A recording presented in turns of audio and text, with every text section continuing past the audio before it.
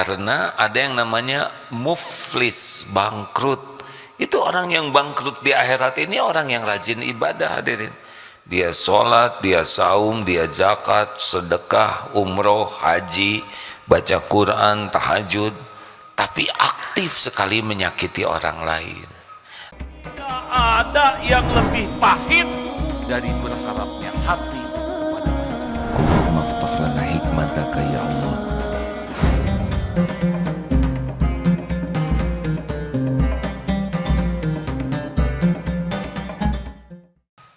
Lanjut. Selanjutnya adalah mengoreksi diri tentang sesudah niat, terutama niat ya, dan penyakit hati, kemudian koreksi kelakuan kita nih. Apa yang paling penting? Saya merugikan orang atau tidak?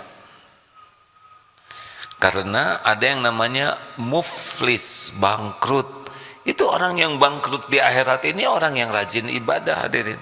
Dia sholat, dia saum, dia zakat, sedekah, umroh, haji, baca Quran, tahajud, tapi aktif sekali menyakiti orang lain dan tidak mau minta maaf. Di akhirat nanti kita harus membayar semua keburukan kita kepada orang lain, sekecil apapun nanti akan dibayar. Sholat kita bayar, saum bayar, umroh bayarkan. Kalau banyak yang disakiti di dunia dan tidak tuntas ya, tidak minta maaf, tidak dimaafkan, bayar. Kalau masih banyak yang disakiti dan stok pahala kita habis, maka demi keadilan bayarannya adalah dosa orang yang disakiti dipikul oleh kita. Nauzubillah. Ada yang tidak pernah zina bisa mikul dosa zina itu. Kalau kita nyakitin seseorang dan kita nggak bisa membayarnya dengan pahala kita, dosa dia diangkut. Makanya al-muslimu man salimal muslimuna min lisanihi wa yadihi. Muslim yang baik itu adalah yang muslim lain atau orang lain aman dari gangguan lisan dan kata-kata dan tangannya, perbuatannya. Ayo Pak, seperti sholat ya, kan ada yang sholatnya itu pernah kejadian itu sholat duhur, Allahu Akbar, bismillahirrahmanirrahim, alhamdulillahirrahmanirrahim, keras, dan ngimamin subhana rabbil azim, subhana sami Allah rabbana walakal hamdu. Semua jadi terganggu, satu masjid Pak. Sebelumnya beliau sendiri yang memaksakan diri ingin jadi imam lagi, bukan bagiannya, tapi cepat-cepat maju ke depan. Hati-hatilah hadirin, termasuk kita juga ada nih sambil sholat Allah duh, kita kurang khusyuk, tapi berulang-ulang yang mengakibatkan kiri kanan kita terganggu. Atau ada yang baca Fatihahnya bismillahirrahmanirrahim, alhamdulillahirrahmanirrahim, padahal itu sholat sedang berjamaah, kiri kanan wajib kita jaga haknya. Terus sedang sujud subhanarabbiyalazim, subhanarabbiyalazim. Hati-hati, ibadah juga tidak boleh ganggu orang, benar? Parkir motor ini bikin macet di jalan, yang mau ngantor terlambat, yang mau sekolah terlambat, yang mau ke dokter terhambat, gara-gara kita parkir sembarangan. Ada tuh balasannya tuh, ada itu balasannya. Hati-hati, celetak-celetuk harus dijaga. Jangan sampai kita berkomentar bikin orang lain sakit hatinya. Pet bun, pendek buntet. Mau ngapain juga lagu itu ya enggak? Jadi tersinggung. Kamu kok kayak pensil? maksudnya kurus. Mau ngapain nyebut pensil ke orang kurus? Iya deh, ganti jangan pensil, congcorang. Tahu congcorang?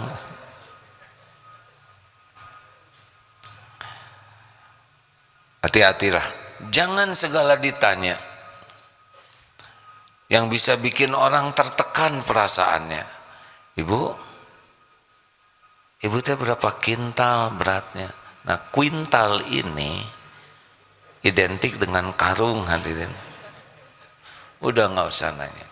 Lagi reuni, mana suamimu? Padahal belum nikah, jadi tertekan. Dan apa urusan kita nanya suami orang, ya kan? Sudah punya anak berapa? Emang semua orang punya anak? Ada yang belum punya anak, sudah nikah belum punya anak, dan suka sedih kalau ditanya. Ada yang belum nikah belum punya anak, gak usah segala ditanya. Benar? Dia naik motor, ini udah lunas belum? Mau ngapain juga nanya, kecuali kalau kita yang mau melunasi. Halo, ini pertanyaan-pertanyaan yang suka bikin kamu pendidikannya di mana? Mau apa nanya pendidikan kalau kita bukan berkepentingan untuk tahu pendidikan orang? Ya, kamu udah lulus SD belum? Ah, ini apa lagi? Nanya, mau apa sih? Termasuk ibadah. Tadi malam tahajud tidak? Terus apa urusannya coba? Guru bukan, siapa kita ya? Jadi orang itu jadi kurang. Ya, saya alhamdulillah tahajud, karena memang saya sudah 5 tahun ini tidak lepas tahajud. Dan sebetulnya tidak hanya tahajud, saya ini setiap malam 1 juz baca Quran, dilanjutkan dengan saum Daud saya ini. Jadi rusak semuanya gara-gara pertanyaan. Udahlah, kalau nggak penting-penting amat, gak usah segala ditanya. Juga kalau ngejawab jangan suka nyepet. Tadi nanya iseng, sekarang jawaban. Berapa banyak jawaban kita yang suka bikin orang sakit hati? Yang aman mah gak usah banyak bicara, banyak mendengar, menyimak. Kalau mau bicara pikir, benar tidak nih perkataan saya, manfaat tidak, bikin sakit hati orang enggak.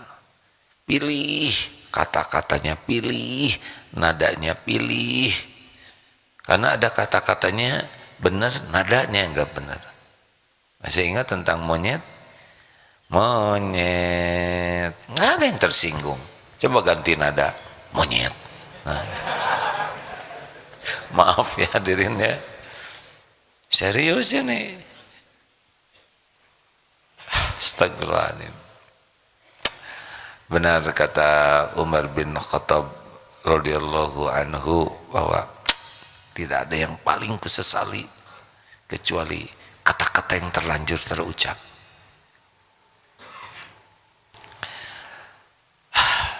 Gampang ngobrol tuh hadirin, tidak gampang ngobrol yang benar itu. Ada ujub, ada ria, ada gibah, ada fitnah, ada nyakitin orang, ada ngungkit-ngungkit, ada aduh, nggak aman. Banyak ngobrol tuh nggak aman. Yang aman itu adalah faliyakul khairan aw liyasmut. Ayo, hati-hati ini ya, yang banyak bicara tuh bakal banyak berpeluang tergelincir niat, tergelincir kata-kata. Orang yang banyak bicara tuh sangat berpeluang jadi dosanya lebih banyak, ngilangin pahalanya sendiri, nyakitin orang, sudah banyak masalah lah. Yang paling enak tuh secukupnya aja. Halo, nanti sepi dong kan bicara tidak harus pakai kata-kata, pakai bahasa tubuh juga sudah bicara. Sama itu juga ngaco. Memang nggak pakai kata-kata tapi sama itu juga menghina yang oh kamu segede upil. Memang nggak ngomong tapi gerakannya komen. Dah hati-hati saja. Lebih hati-hati lebih bagus. Ya begitu dulu lah. Intinya tanya ke teman itu, tanya kekurangan kita.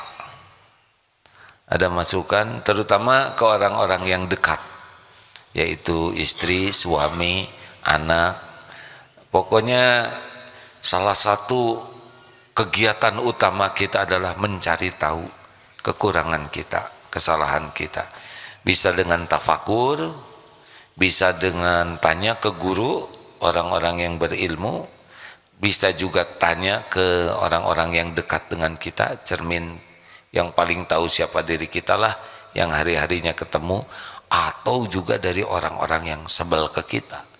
Karena orang yang tidak suka ke kita adalah orang yang dengan ketulusan, kesungguhan ya mencari-cari terus kekurangan kesalahan kita. Daripada kita sibuk bela diri, lebih baik sibuk PDLT, perbaiki diri dan lakukan yang terbaik. Tapi ingat ya, kita memperbaiki diri bukan supaya keren, bukan supaya dianggap hebat. Kita memperbaiki diri bukan supaya dikagumi orang, bukan supaya orang jadi baik ke kita, bukan supaya terkenal. Enggak, kita memperbaiki diri kenapa? Karena Allah suka. Innallaha yuhibbut tawwabin wa yuhibbul mutatahirin. Sesungguhnya Allah sangat mencintai orang yang bertobat dan mensucikan diri. Jadi kenapa kamu gigih memperbaiki diri? Karena Allah suka. Gitu. Perkara orang lain, wah saya sudah memperbaiki diri, tapi saya nggak diakui, nggak ada masalah.